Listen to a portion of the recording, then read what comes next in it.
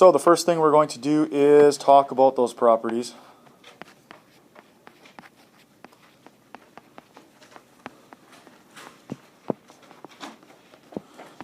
Of exponents.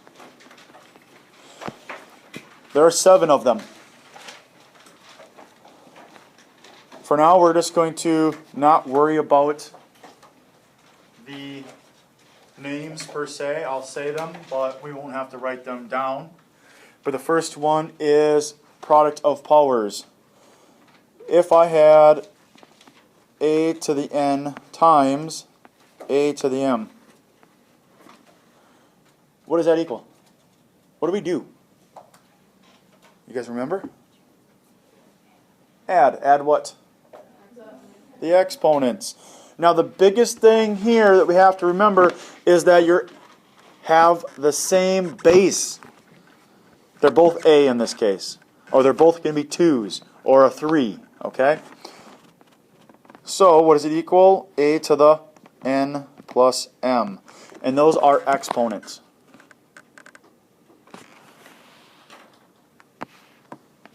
Two. How about power of a product? What if I had a, b, 2 numbers being multiplied together with an exponent on it? What do we do here? Distribute the m. At least it appears to look like that m is being distributed. It's not the distributive property, but it acts like it. And so a to the m, b to the m. Number 3. See if anybody remembers the name of this one.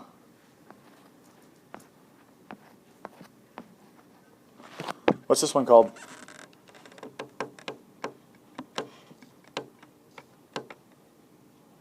Power of a power. Power of power, you? Multiply. Seems like that's the one that most people recognize or remember. And then this becomes a to the n times m. 4. How about power of a quotient?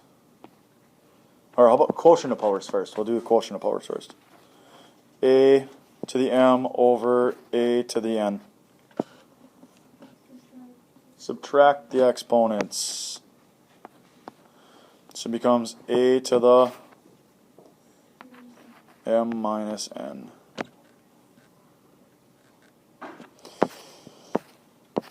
5, we're getting there. Now we can do the power of a quotient. I have a quotient. A quotient is just a fun name for a fraction. It's getting a little small, sorry.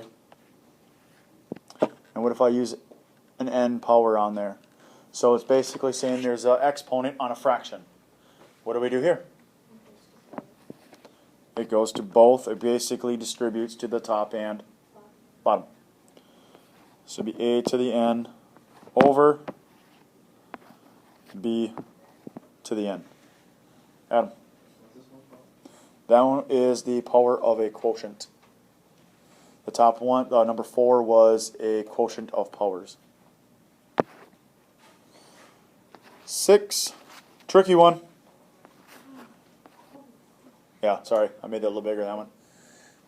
A to the 0 power. Anything to the 0 power is 1. It's the tricky one. A lot of people like to say 0, but it's not. It's not times 0. Anything to the 0 power is 1.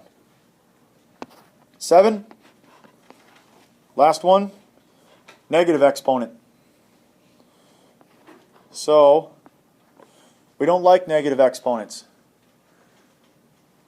And so I move it to the bottom and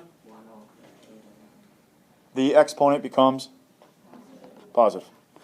So I'm glad we got a lot of people remembering these. That's most of the time, that's all they show you. But that's not the only situation you ever see it. It's not always on top. What happens if it ends up being on the bottom? Yeah, it goes to the top. and becomes b to the m power. Those starting to look familiar? We've seen them possibly before. We've got to recall those. Do you guys want to do an example of each one of those as a standalone, or do you think you guys can handle the problem then that we have? Okay, this is problem number 6 from our homework. 2 to the negative 3 times x to the 0, x squared, x to the negative 3 times x, y, negative 3 power y. Now, when I'm dealing with exponents and having to simplify, especially on a fraction, I act like a fraction has grouping symbols on it. I act like the top of a fraction is its own parentheses. The bottom is its own parentheses, and I always, almost always exclusively, clean up the top, clean up the bottom first. Then I say, is there anything that I can clean from up and down? Okay? So looking at the top, is there any other constants? Which means, is there another, just a number hanging out there? Just the 2, right? 2 to the negative 3 power. Now, I am not going to touch 2 to the negative 3 power, because at this point, I'm really only looking for combining bases. There is no other 2 on there. So therefore, I'm going to leave it. X to the 0, though, is 1. I'm going to use color. I don't even need to write 1. There's numbers up there. So we're good. I'm just going to cancel it. That's probably not a good color there. Let's choose a different color. I'm going to cancel that out. So I have x squared on top. Can I combine that with anything else now? No. We also could have thought of it, hey, wait a minute, I get x to the 0 times x squared. That would be x to the 2 plus 0, which is 2. So that won't change things. So I get 2 to the negative 3 power x squared. I clean the top up as much as I could. The bottom looks like I could do a little bit more there. I got x to the negative 3 times x to the what power? Yeah, that's really a 1 there. They don't show it. It's implied. And so if I combine those two using what? Addition, subtraction, multiplication, division. Addition. They're the same base, so I'm going to add their exponents. What's negative 3 plus 1? Yeah, it's negative 2. What about the y's? It becomes y to the negative 2. So I've now cleaned the top up. I've now also cleaned the bottom. At this point, I'm going to start to work up and down. Is everybody with me so far? I could do my subtraction. I've got x's on top and I got x's on the bottom. And when you have x's being divided, same base being divided, you're going to do what to the exponents?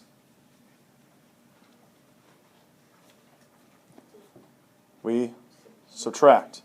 So you'd have 2 minus a negative 2. And when you subtract a negative, you add, you'd end up with 4. We could do it that way, or we can say, wait a minute, I don't like negative exponents at all. 2 to the negative 3 power should be going to the bottom. X to the negative 2, y to the negative 2 need to go to the top. Am I going to touch the x squared on top?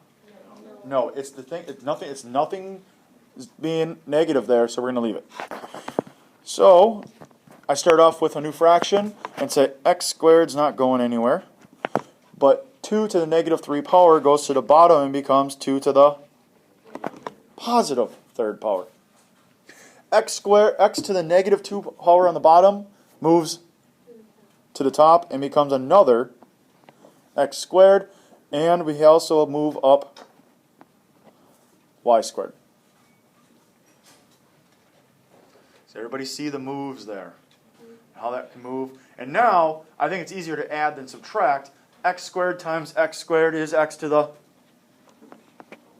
fourth, because 2 plus 2.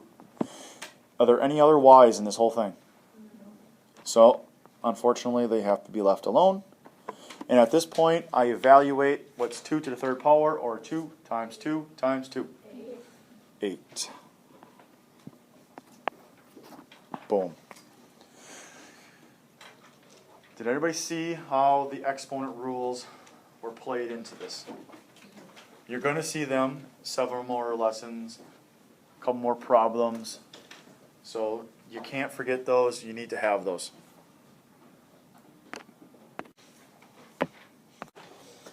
Our order of operations, we have an acronym for this.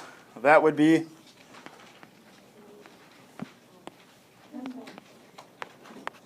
PEMDAS, which is, please excuse my dear Aunt Sally. Each letter represents, it's an acronym, right? Each letter stands for a word that helps us keep the order in place.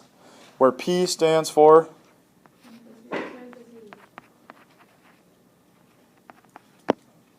parentheses, E,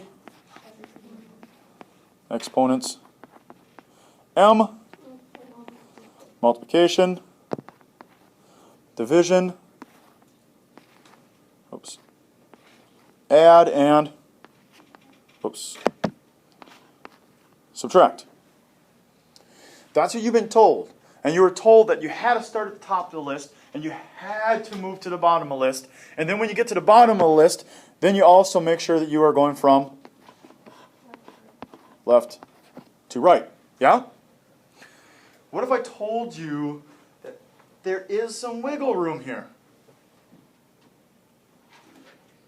You can look at different problems and see that they're sometimes grouped in different places. They're separated with addition or subtraction signs, but yet multiply within parts of it. So that means we could actually do multiple layers of this at different times in different parts of the problem and still get the right answer. And what are those levels? Well, I completely 100% agree that if you have a set of parentheses, you probably should start there and work on that. And so, I say parentheses is definitely one layer. I also agree that if there's an exponent on something, that you probably should work on that as well. So parentheses and exponents, very important that you keep the order correct and you work on those together separately. So exponents. But I think I may have alluded to the other day that I can multiply something by 2, or I can divide it by half. If you divide by half, you have to flip and multiply, so it ends up being multiplying by 2. Multiplying and dividing can essentially be reversed or changed to be the other one. So I can multiply by a number, change it by taking the reciprocal, and I can divide it. So multiplying and dividing to me kind of is on the same level. So I can do those as long as we're following the right procedure, kind of at the same time. The same thing is for adding and subtracting. I can add a negative instead of subtracting the positive. I can add -2 or just subtract 2. So really, when I think of using order of operations, I think there's only 4 levels. And again, it matters what kind of problem we're dealing with. Do I group things in different times in different places? So this is our problem number 7 from our book that you guys had to view last night. A negative of -3 minus 2 plus 4 times -2 plus 1 over -2 to the -3 power minus -2 to the -3rd power again. If I'm looking at that, especially in the book, it almost feels like those plus signs and that minus sign are almost a little larger if you look in the book. Almost like it spaces those things apart. Because I agree, you have to look for exponents, you have to look for those parentheses and do those things first. But I also can kind of see that I've got 4 different distinct areas separated by plus or minuses that I could do at the same time, working from left to right. The first one is the negative of -3 minus 2. What is the parentheses then? Because that's the inside part. What is -3 minus 2? It's -5. There's a lot of us right now that want to say, oh, it's a -5. The negative on the outside makes it positive. I'm going to try to say, fight that urge as much as possible. Do one thing at a time. You're going to have to do several steps in a problem like this. It's okay to leave them in steps. We took care of the parentheses. Okay? Let's leave it there. Next one is 4 times negative 2. It's negative 8. Notice I could have put plus a negative 8. But I chose to say minus 8. When you guys add more symbols and signs that you need, things start to get complicated. You start to lose. Okay, was I supposed to have a negative there, or was I not supposed to have a negative there? Make sure that you're using things efficiently. I also saw someone this morning who was writing their fractions like this. Now that can be misconstrued at some point for 118. We might put a negative in there someplace, and we might lose a negative. So be very careful. I would highly suggest, if you're going to write fractions, to make your fraction bar horizontal as possible. Okay? Now, we move on to plus 1 over negative 2 to the negative 3 power. What does this become? How do I evaluate this? I got division. I got 1 divided by some group there. But I've also got an exponent. Whitney, what do you want to do? Bring it to the top so that it's negative 2 to the 3rd. Okay, I agree. We'll bring it to the top. But I don't agree with it's negative 2 to the 3rd. Why? Whitney's half correct right now. Annabelle. 2 to the 3rd. Well, where does that negative go?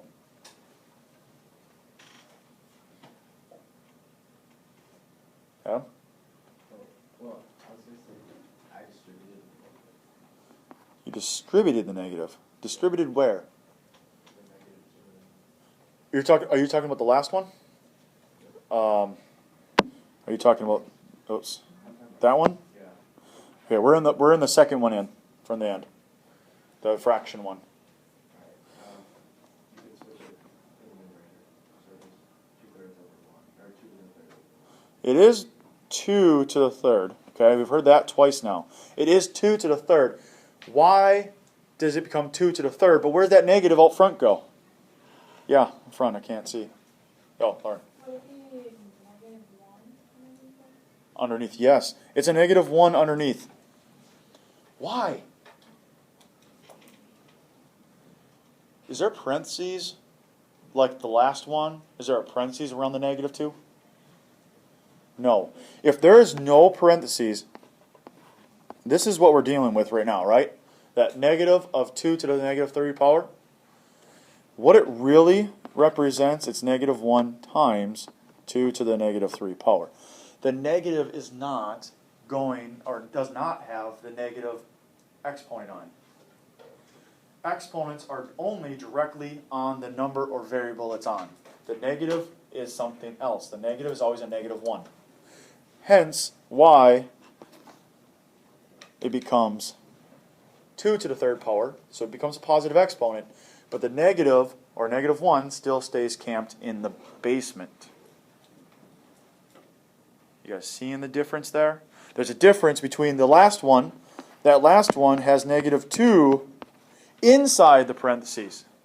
So that actually means it will go to the bottom altogether. Because that's negative 1 times 2 to the 3rd power. Or negative 3rd power. That's what the last one looks like. That's a product. That's a power of a product. And if you go back to our rules here,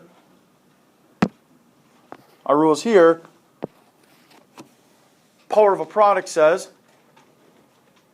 you distribute the exponent. And that's what we needed to do here. Okay, so I'm going to erase that.